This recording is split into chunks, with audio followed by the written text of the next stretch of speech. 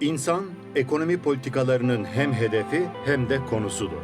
Ekonomi politikalarının gayesi, insana daha yaşanabilir, daha rahat bir dünya sunmaktır. Elbette politikaların istenilen neticeler vermesi, muhatabını doğru tanımasına bağlıdır. İnsanı yanlış tarif eden bir ekonomi modelinin doğru neticeler elde etmesi mümkün değildir. Maalesef bilinen ekonomi modelleri kendi sistemlerine uygun bir insan tarifi yapmışlardır. Mesela kendi çıkarlarını en yüksek düzeye çıkarma amacı güden Homo economicus, kapitalizmin modelini üzerine inşa ettiği insandır. Fakat yapılması gereken insanın doğasından kaynaklanan gerçek özelliklerinden yola çıkarak onu tatmin edecek bir ekonomi modelini hayata geçirmek olmalıydı. Ekonomi modelleri insanın ihtiyaçlarının sınırsız olduğu yanılgısındandır. Sınırsız olan insanın ihtiyaçları değil, ihtiraslarıdır. Gerçek olan şudur ki, insanın yemek, içmek, ısınmak, giyinmek, barınmak ve benzeri çok karmaşık olmayan, sınırlı ihtiyaç kalıpları varken, bu ihtiyaçlarını karşılamak için dünya üzerinde yüzlerce, hatta binlerce bilinen ve bilinmeyen kaynak mevcuttur. İnsanın ihtiyaçlarının sınırlı olmasına ve bu kadar sınırsız kaynak bulunmasına rağmen dünya nüfusunun büyük bir kısmının açlık çekiyor olması, şu ana kadar uygulanan ekonomi modellerinin ve politikalarının inanılmaz yanlışlar içermesinden kaynaklanmaktadır.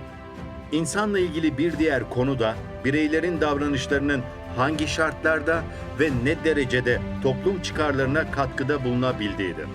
İster canlı, ister cansız varlıklar olsun, insan dışındaki varlıkların tamamı belli kurallar çerçevesinde mükemmel bir düzen içerisinde ömürlerini sürdürürler. Tabiatta insanın müdahil olmadığı olaylarda mükemmel bir nizam olduğu doğrudur. Ancak bu kuralı söz konusu insan olduğunda aynen alıp uygulamak son derece yanlıştır. Özellikle toplumun çıkarlarıyla kişisel çıkarların çeliştiği ortamlarda bireylerin tercihlerini toplumdan yana kullandıkları nadiren karşılaşılan bir durumdur. İnsanların bazen verdikleri kararlarla kendilerine bile zarar verdiği bilinen bir gerçektir.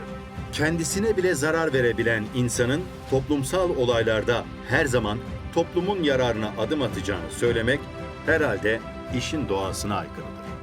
Liberal anlayışlar insanla eşyayı birbirine karıştırarak eşyanın tabiatındaki dengenin insan içinde geçerli olduğunu zannetmişlerdir.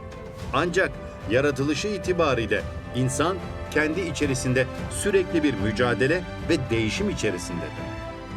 Öyleyse yapılması gereken serbest piyasa adı altında toplumu birkaç kişinin kontrolüne terk etmek yerine toplumun her ferdini koruyup kollayan bir ekonomi modelini hayata geçirmektir.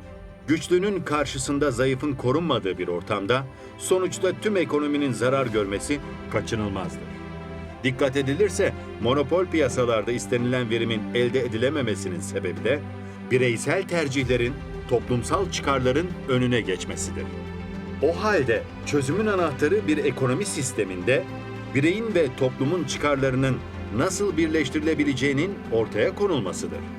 Bilinen ekonomi anlayışlarında mümkün olmamasına rağmen toplumun her kesiminin çıkarları aynı anda maksimize edilebilir mi? Eğer bireyin çıkarlarını toplumun çıkarlarına katkı sağlayacak bir biçimde yönlendirebilirsek, aynı anda hem bireyin hem de toplumun maksimum fayda elde etmesi mümkün olacaktır. Esasen milli ekonomi modelinde yapılmaya çalışılan da bundan ibarettir.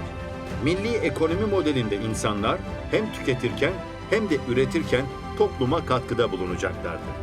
Gelirini arttırma gayreti içerisinde bulunan her birey, diğer bireylerin de gelirini arttıracak, tüketim yapan her birey, diğer bireylerin daha fazla kazanmasını, dolayısıyla daha fazla tüketebilmesini sağlayacaktır.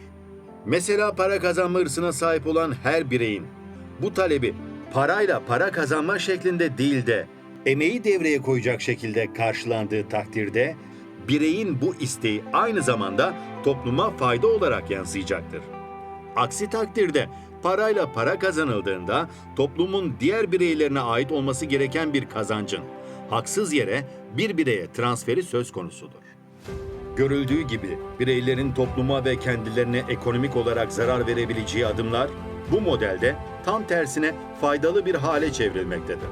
Dolayısıyla Eğer insanı konu alan bir model hayata geçiriyorsak, ona karışmayan, onu uzaktan seyreden veya onun isteklerini kısıtlayan değil, aksine onun tercihlerini hem kendi lehine hem de toplum lehine faydalı kılacak bir anlayışı hayata geçirmek zorundayız.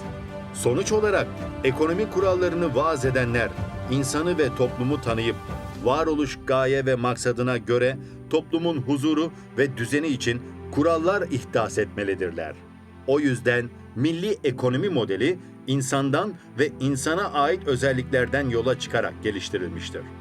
Toplumun sadece bir kesiminin değil, toplumun bütün kesimlerinin hiç kimseye el açmadan hayatını ikame edeceği bir seviye hedeflemektedir. İnsanlar ve devletler için esas özgürlük, başka birey ve devletlere muhtaç olmadan yaşamaktır.